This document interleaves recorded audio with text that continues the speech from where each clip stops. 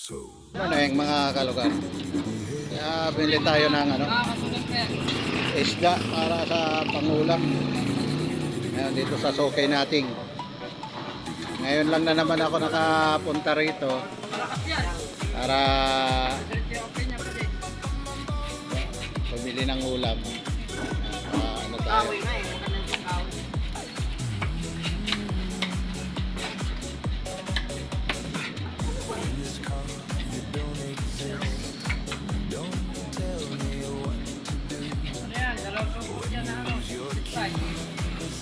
Kailangan talaga pag bumibili ka, nandito ka sa sukay kasi para malinis ang pagkakagawa ng hindi para-para.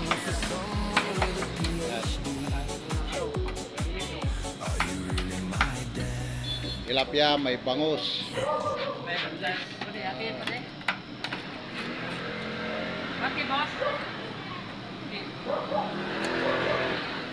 Tapos boneless. Pwede boneless dito, pwede. Libre. Libre yan. Malinis pa pagkakagawa. Mga kalugar, kung malapit lang to, dito lang sa Central Bicutan. Kung makikita yo, Watson, tapat lang ng Watson yan.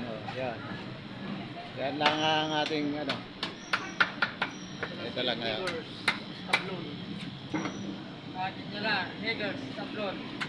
Gusto nyo, manok. Mayroong din silang panindang manok.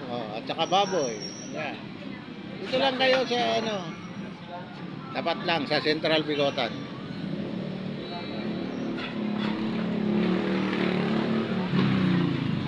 Bantayin muna natin dito. Sa ilalim mo.